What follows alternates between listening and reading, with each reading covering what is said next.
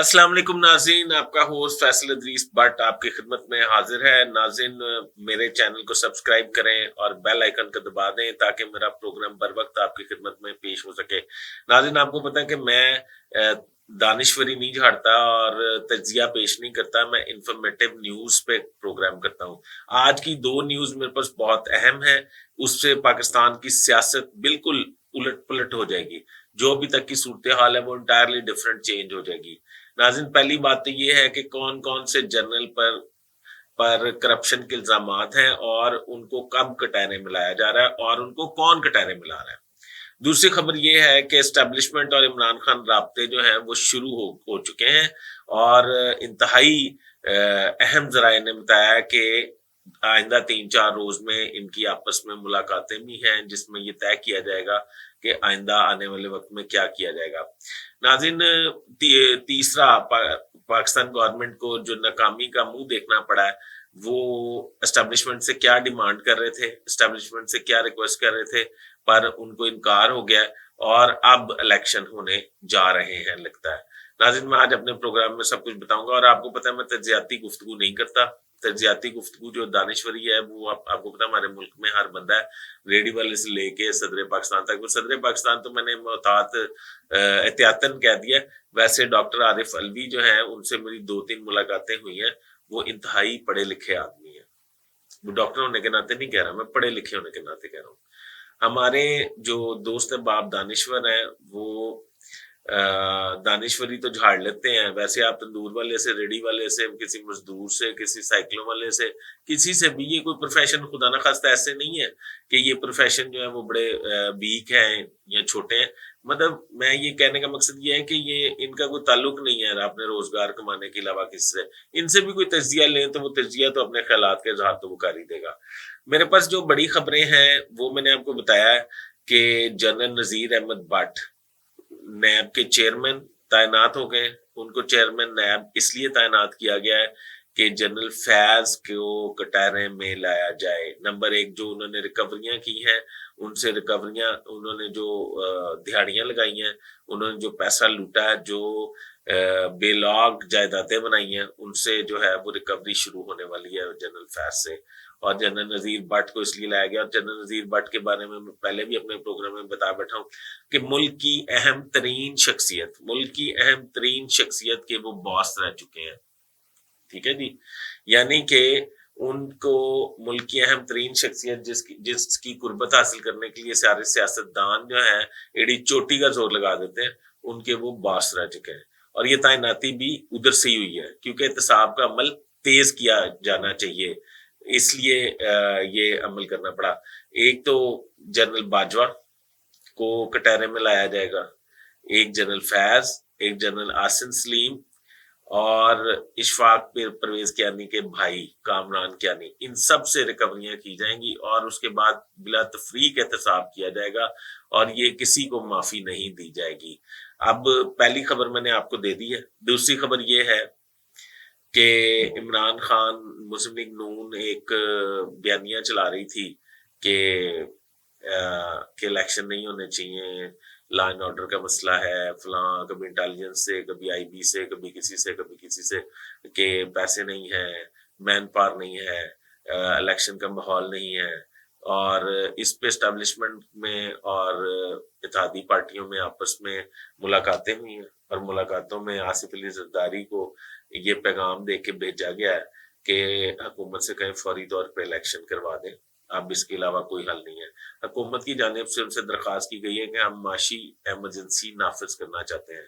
معاشی ایمرجنسی پر آ کے dead lock ہو گیا ہے، اور اگر انہوں نے معاشی ایمرجنسی نافذ کر لی، ابھی تک تو انکار ہے، ابھی تک یہ کہا جا رہا ہے کہ معاشی ایمرجنسی نافذ نہیں کی جا سکتی کیونکہ آئی ایم ایف نے ابھی تک قسط نہیں دی۔ وہ علیحدہ بات ہے، میں آپ کو بتاؤں گا کہ آئی ایم ایف نے قسط کیوں نہیں دی۔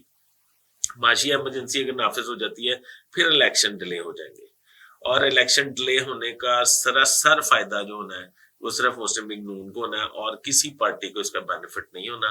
اس لیے آصف علی زرداری چاہتے ہیں کہ ہم الیکشن ہو جائے، اور بلاول بھٹو جو ہے وہ پرائم منسٹر کے کینڈیڈیٹ ہیں۔ یہ بڑی خبر آپ کو میں دے رہا ہوں، وہ بلاول بھٹو پرائم منسٹر کے کینڈیڈیٹ ہیں۔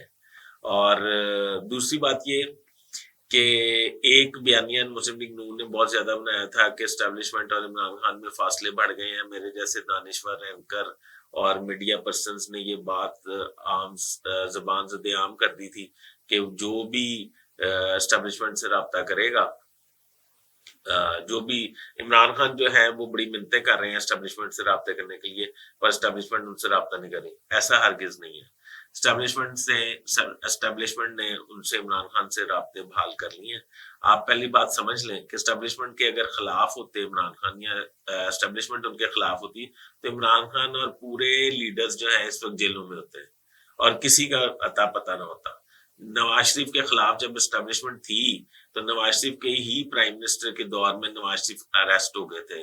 نواز شریف جب چیف منسٹر تھے تو چیف منسٹر کے دور پہ شہباز شریف جب چیف منسٹر تھے تو اس دور میں ہی نواز شریف جو ہے وہ اریسٹ ہو گئے تھے اور ان کی صاحبزادی جو ہے وہ اریسٹ ہو گئی تھی اپنی حکومتوں کے دوران. اور جی ٹی روڈ پہ جب مجھے کیوں نکالا کا راگ لاپ رہے تھے تو اس وقت بندے ان کے پاس نہیں تھے، پولیس ان کے کہنے سننے میں نہیں تھی. آپ ناظرین، آپ نا میڈیا پرسنز کی باتیں صرف سنا کریں، اس پہ توجہ نہ دیا کریں. یہ جدھر ایک یہ نا بے لگام گھوڑا ہے، یہ نا ان کو ایک کی سن کے دوسرا اس سے سبقت لے جانے کی کوشش کرتا ہے، دوسرا سن کے تیسرا سبقت لے جانے کی کوشش کرتا ہے، چوتھا سن کے چوتھا سبقت لے جانے کی کوشش کرتا ہے. میرا ویلاگ ہمیشہ انٹائرلی ڈفرینٹ ہوگا اور جو یہ بات یہ کہتے ہیں اس کے بالکل الٹ ہوگا. اور اگر اس طرح نہ ہو تو آپ میرا سبسکرائبر جو ہے وہ بند کر دیں یا مجھے کمنٹس میں ضرور بتائیں کہ جو بات آپ نے کہی تھی یہ ڈفرینٹ نہیں ہے، اور جو بات آپ کہتے ہیں یہ بالکل. اور اینکر پرسنز بھی اور دانشور سو کالڈ میرے جیسے سو کالڈ میں ہمیشہ کہتا ہوں کیونکہ میں سارے دانشوروں کو تقریباً ایسے ہی سمجھتا ہوں. ابھی تک میری نظر میں کوئی بہترین آدمی جو ہے وہ یعنی کہ بہترین دانشور ابھی تک میری نظروں سے نہیں گزرا، یعنی کہ میرے اس ماحول میں کہہ رہا ہوں، اس ماحول میں. ویسے تو بہت زیادہ دانشور ہیں، پاکستان میں بہت پڑھے لکھے لوگ ہیں، پر ابھی سارے جاہل دانشور ہیں. تو بہرحال میں یہ کہنا چاہتا ہوں کہ یہ ایک دوسرے سے سبقت لے جانے کے چکر میں بڑھ بڑھ کے بیان دیتے ہیں. اب وہ ایک غریب آدمی جو ہے شہید ہو گیا، میں اسے شہید کہوں گا، ذلِ شاہ. میں سمجھتا ہوں کہ عمران خان کو چاہیے، اس کی پارٹی کو چاہیے کہ ان کے خاندان کی کوئی امداد کریں. اس کے والد کو میں بڑی اچھی بات کرنے لگا ہوں، اس کے والد کو ایک ٹکٹ ہی دے دیں کم از کم اس پی پی سے جہاں پہ وہ رہتے ہیں، اور کسی کے ذمہ لگا دیں، کسی مالدار کے ذمہ کہ اس کا الیکشن آپ نے لڑنا ہے تو اس کو وہاں سے ایم پی اے بنوا دیں، تاکہ اس کا باپ ساری عمر یہ اسے سمجھتا تھا کہ وہ اسپیشل چائلڈ ہے، اس کے خاندان کی قسمت بدل جائے اور پھر وہ گراس روٹ لیول سے اوپر آئے تو پھر عام آدمی پارٹی کی طرح کی آواز بنے. انڈیا میں عام آدمی پارٹی کا آپ کو اندازہ ہے نا کہ انہوں نے اروند کیجریوال نے کہاں سے کام شروع کیا تھا اور کہاں پہ جا کے وہ رکا. تو اس لیے میں یہ چاہتا ہوں کہ آپ نہ کسی صورت عمران خان کو چاہیے کہ اس کی مدد کریں، اس کے خاندان کی مدد کریں. اور میرا پروگرام آپ کو کیسا لگا اپنے کمنٹس میں ضرور بتائیے گا. میرا چینل سبسکرائب کر لیں، بیل آئیکن پہ پش کر دیں تاکہ میرے نوٹیفیکیشن بر وقت آپ کے پاس پہنچ سکے. ناظرین، میں اس وقت ملک سے باہر جا رہا ہوں، میں وہاں سے جا کے آپ کو اسحاق ڈار اور جو بڑے بڑے پالیٹیشین ہیں ان کی جو ادھر انڈسٹریز ہیں، ان کے جو ادھر جائیدادیں ہیں، وہاں سے آپ کو ادھر پروگرام ویلاگ میں بھیجوں گا، وہ پھر آپ دیکھیے گا. اپنے ہوسٹ فیصل ادریس بٹ کو اجازت دیجیے. اللہ حافظ.